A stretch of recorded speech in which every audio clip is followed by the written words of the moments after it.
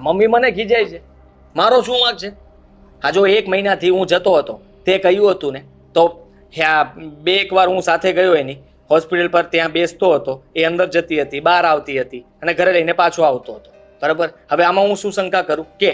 અને રિપોર્ટ પણ બતાવે છે. હવે રિપોર્ટમાં બીજી શું ખબર પડે? હા, તો મમ્મીની વાત પણ છે ને એકદમ ખોટી તો નથી હો.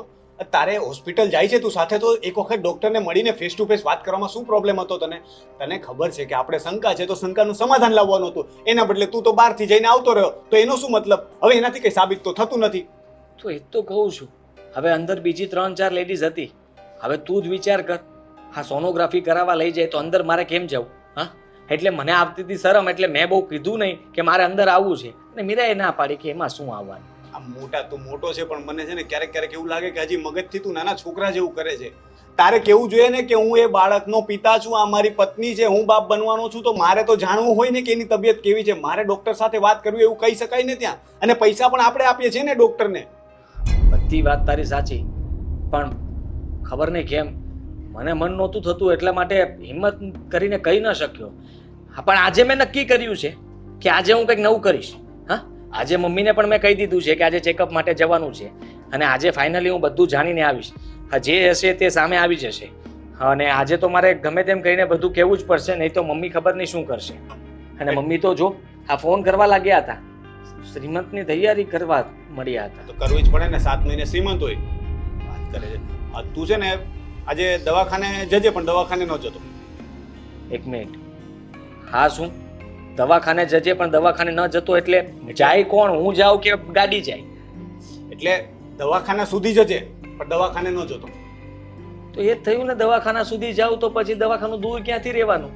હું કહું છું એ સાંભળ, સમજવાની કોશિશ કરજો, હું સમજાવું ડિટેલમાં. તું છે ને ભાભી સાથે જા. ગયો, જે રીતે પહેલા તું જતો તો એ રીતે ભાભીને નીચે સુધી ઉતાર દે. ઉતાર્યા. પછી તારે એમ કહેવાનું, મારે કામ છે, તું દવાખાને જઈ આવ, હું બહાર જાઉં છું. અરે એમાં તો મને શું ખબર પડવાની છે? તો પણ પછી તારે તો કામ છે જ નહીં ને. તારે તો ખાલી એવું કહેવાનું છે કે કામ છે. તારે સામે જઈને ઊભું રહેવાનું, થોડું દૂર, ભાભીની નજર ના પડે ને એવી રીતે છુપાઈને ઊભો રહેજે. અને પછી 5-10 મિનિટ ઊભો રહીને જો કે શું ખેલ ચાલે છે. જો ભાભી ખરેખર પ્રેગ્નેન્ટ હશે તો દવાખાનાથી 1-1.5 કલાક પછી નીકળશે. હા, ઓકે? અને જો એ આપણી સાથે કોઈ ગેમ કરતા હશે અથવા તો કોઈ કારણથી ખોટું બોલતા હશે તો 5 મિનિટમાં ત્યાંથી બહાર નીકળશે કે નહીં? કારણ કે સાચું સાચું તો રિપોર્ટ કરાવવા જવાના નથી. બિલકુલ સાચી વાત છે તારી. આવું જ કરવું પડશે. હમ. હા, તો કદાચ પકડાઈ જશે. કારણ પકડાઈ કે ડોક્ટર પણ એની સાથે ભળેલો હોય તો. હા, ખબર નહીં, કારણ કે આના ઘણા બધા ફ્રેન્ડ્સ હતા કોલેજમાં, એમાંનો કોઈક ડોક્ટર બન્યો હશે તો. હવે ડોક્ટર નહીં, પણ કદાચ એની કોઈ નર્સ છે એ તો ફ્રેન્ડ હોઈ શકે ને. અને એમ પણ એ લોકોને 500,000 આપો ને કોઈ એવી નીકળી કે ખોટા કાગળિયા બનાવી આપે તો? બની જ શકે ને, બધું જ બને છે. તો આ શું કામ ના બને? અને તારી ભાભી બહુ હોશિયાર છે. જેમ તેમ કોઈ એને પકડી ન શકે. આ ગમે તેટલું જૂઠું બોલે ને છતાંય આપણને સાચું જ લાગે. અને આપણે એને જૂઠી સાબિત કરવા કરીએ ને તો આપણે જૂઠા સાબિત થઈ જશું, પણ એ નહીં થાય. તો હવે તારે સાબિત કરવાનું છે કે ભાભી હોશિયાર છે ને, તો તું એના કરતાં વધારે હોશિયાર છે. એ જો આપણી સાથે ગેમ રમે ને તો આપણે એની સાથે એના કરતાં મોટી ગેમ રમવાની છે. અને ગમે તેમ કરીને એમની ગેમ પકડીને બતાવવાની છે. સારું, આજે તું જો. અને જો એ સાચું હશે કે એ પ્રેગ્નન્ટ છે તો આજે ફરીથી આપણે પાર્ટી કરશું. પણ જો ખોટું નીકળ્યું તો પછી તું વિચારી લેજે કે તારે શું કરવાનું છે. એ બાબતમાં હું કંઈ નહીં બોલું. હા, વિચારી લીધું કે હું શું કરીશ. પણ આજે તો મીરાને પકડીને રહીશ. હા, મમ્મી, તું, દામિની બહુ અને હું બધા ચિંતા કરીએ છીએ. આજે આ ચિંતાનો અંત લાવી દેવો છે. હેરાન કર્યા છે યાર, કંઈ સમજ નથી પડતી કે આ બધું શું ચાલી રહ્યું છે. આ આપણું ઘર છે કે કોઈ સિરિયલનો સેટ છે? આ બધું સસ્પેન્સ જેવું ચાલે છે અત્યારે, કોઈનું મગજ કામ નથી કરતું. હા હા, સારું, ચાલ હું જાઉં છું તારી ભાભી પાસે.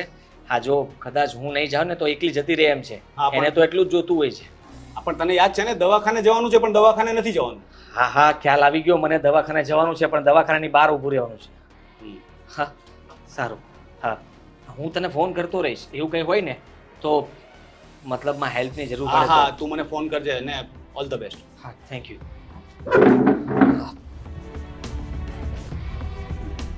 ગજબ છે યાર, ઘરમાં ને ઘરમાં આવા ખેલ કરવા પડે.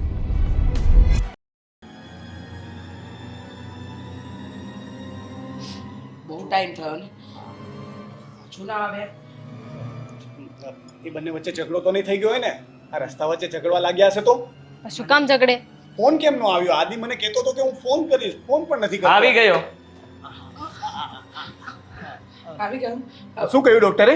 હા હું અંદર આરામ કરવા જાઉં. આરામ ક્યાંથી કરવાની? હા હા, પછી આરામ જ છે તારે. હવે કઈ કામ તો રહ્યું નથી. મને ચક્કર આવે છે બહુ. નાટક નહીં કર ખોટા. થયું છે શું એ કે ને બેટા?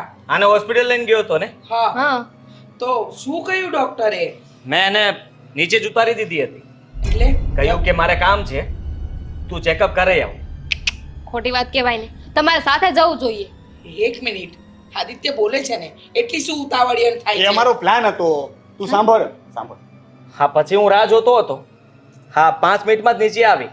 હજી હું છુપાવું એ પહેલા તો એ નીચે આવી ગઈ હતી ચેકઅપ કરાવીને. શું? એક ઓટોમાં બેસીને જતી હતી. મેં પીછો કર્યો કે જાય છે ક્યાં.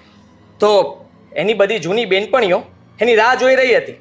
બધા એક સાથે કીટી પાર્ટી કરવા જઈ રહ્યા હતા. હા તો કીટી પાર્ટી કરવા જાય એમાં ખોટું બોલવાની ક્યાં જરૂર હતી? કેવું જોઈએ કે કીટી પાર્ટી કરવા જવું છે, પણ આ હોસ્પિટલનું બહાનું કાઢવાનું સમજ્યા ને તમે? ન સમજી. એ પ્રેગ્નન્ટ છે જ નહીં. હે? હા, શું? એણે બધું જ કહ્યું. હા, નર્સની વાત સાચી હતી. એને નર્સને પણ પૈસા આપ્યા હતા અને ડોક્ટરને પણ આપ્યા હતા. ડોક્ટર સાથે ખાલી ગપ્પા મારીને બહાર આવતી હતી ને હું કલાક સુધી રાહ જોયા કરતો હતો બહાર. અને જરાય શરમ ના આવી? આટલું ખોટું બોલે કોઈ? આ મમ્મી બધી તૈયારી કરવા લાગ્યા હતા કે હમણાં 7 મહિના થઈ જશે. અને તું અમારા બધા સાથે ખોટું બોલી રહી હતી. કહ્યું હતું ને મેં રોનક કે મારી શંકા સાચી છે.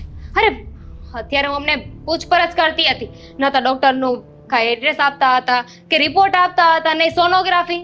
અને શું ખાવું શું નહીં તો ભાન જ નહોતી એમને. પપૈયાની વાત કરીને તો દોડી દોડીને પપૈયું ખાવા જતા રહ્યા હતા. હા, એને ક્યાં ખબર હતી કે સાચે જે માં બનવાની હોય એ કેટલું ધ્યાન રાખે. એ તો આપણી સાથે રમત રમી રહી હતી. ખબર નહીં શું મળવાનું હતું. મને એ જ નથી સમજ પડતી કે ભાભી તમારે આવું કરવાની જરૂર શું હતી?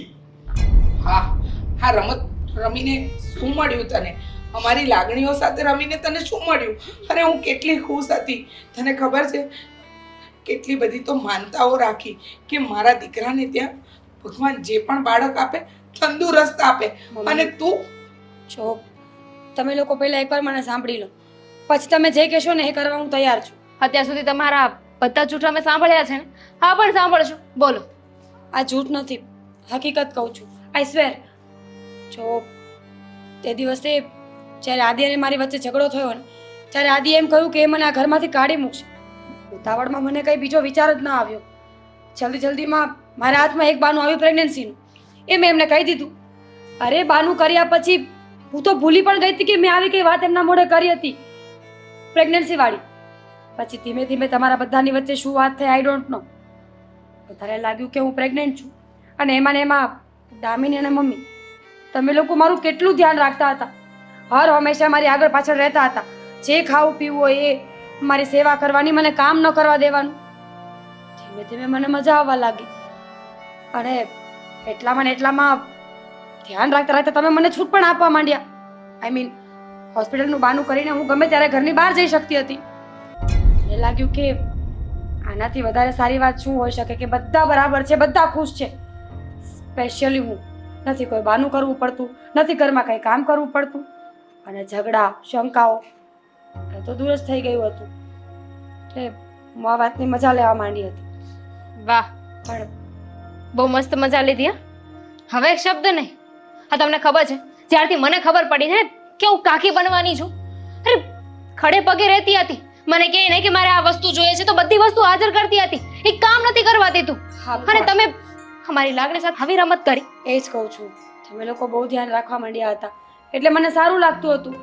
પણ હું એ ભૂલી ગઈ હતી કે 3-4 મહિના પછી પેટ દેખાશે. આઈ મીન પ્રેગ્નન્ટ હોય તો દેખાવું જોઈએ. મારે પેટ ક્યાંથી દેખાય? હું પ્રેગ્નન્ટ હતી જ નહીં. ધીમે ધીમે તમારા બધાની શંકા વધવા લાગી. અને એટલે આદિત્ય મારું ધ્યાન રાખ્યું. એ બધી વાત જવા દો. હવે શું કરવાનું છે એ કહી દો એટલે સમજાઈ જાય. કરવાનું શું હોય? આ ઘરમાં હવે એ નહીં રહે. આદિ પ્લીઝ, ઘરની બહાર ન જવું પડે એટલે તો આવું મોટું જૂઠ બોલવું પડ્યું હતું મારે. તે દિવસે પણ તમે ઘરની બહાર કાઢી મૂકતા હતા. પ્લીઝ આદિ, એવું નહીં કરો. હું માનું છું ને કે મારી ભૂલ થઈ ગઈ, પણ મેં ફક્ત ને ફક્ત આ ઘરમાં રહેવા માટે આવું અરે બધું. અમે બધા ખુશ હતા. રોનક ખુશ હતો, મમ્મી ખુશ હતા, હું પણ એટલો ખુશ હતો. અમે લોકોએ તો છોકરાઓ માટે ઓનલાઈન રમકડા પણ સિલેક્ટ કરીને રાખ્યા હતા કે છોકરો આવશે તો આ રમકડા ઓર્ડર કરશો ને છોકરી આવશે તો આ. રોનકભાઈ, હું સમજુ છું કે મેં બહુ મોટી ભૂલ કરી છે, પણ એકવાર જૂઠ બોલાઈ ગયા પછી મને ખબર નહોતી કે આ વાત આટલી લાંબી ચાલશે. મને લાગ્યું કે એ વાત ત્યાં ને ત્યાં પૂરી થઈ ગઈ. તમે એ જોયું કે ઘરમાંથી કોઈ તમને બહાર નહોતા જવા દેતા, પણ ક્યારે એ જોયું કે શું કામ નહોતા જવા દેતા? તમે તમારા પિયરમાં નથી, સાસરીએ છો. 17 મોટા હોય ને 17 વાતો થતી હોય એટલે નહોતા જવા દેતા ને. સાચી વાત છે તારી, પણ હું લગ્ન પછી પણ એ જ લાઈફ જીવવા માંગતી હતી જે મમ્મીના ઘરે જીવતી હતી. એટલે અવારનવાર જૂઠ બોલીને મારા ફ્રેન્ડ સાથે બહાર જતી હતી, ક્યારેક મૂવી જોવા, ક્યારેક કિટી પાર્ટીમાં, તો ક્યારેક શોપિંગ કરવા. 100 વાતની એક વાત, તે જે કર્યું એ તારી મરજી, પણ હવે અમારી શરત પ્રમાણે તારે આ ઘરમાં રહેવું હોય તો તું રહી શકે છે, નહીંતર આ ઘરના દરવાજા ખુલ્લા છે, તું તારા પિયર જઈ શકે છે. બધી શરતો મંજૂર છે મને તમારા લોકોની. આઈ સ્વેર, હું ક્યારેય ખોટું નહીં બોલું, હું બહાર નહીં જાઉં, કોઈ દિવસ પાર્ટી નહીં કરું. પ્લીઝ આદિ, મારી એક ભૂલને માફ કરી દો ને. આ ઘરમાં રહેવા માટે જ મેં આ ખરેખર બધું કર્યું હતું. આદિ બેટા, આટલા ચાન્સ આપ્યા છે ને, તો આ છેલ્લો ચાન્સ આપી જો. કદાચ સુધારો આવી જાય, પોતાના સંસાર બચાવવા માટે એને તારા પર અને મારી ઉપર થોડી દયા ભાવના જાગી જાય. આટલું બધું થયા પછી તો એમને સમજ પડી ગઈ હશે કે ખોટું બોલવાથી ક્યારેય કોઈનો ફાયદો નથી થયો, અને એક વખત ખોટું બોલ્યા પછી એ છુપાવવા માટે 1000 ખોટું બોલવું પડે છે. કયું નહીં, આઈ એમ સોરી. હવે આવી ભૂલ ક્યારેય નહીં થાય. આ છેલ્લો મોકો આપું છું. સુધરવું હોય તો સુધરી જાજે, પછી તારી મરજી. આદિ, આદિ મારી વાત સાંભળો ને.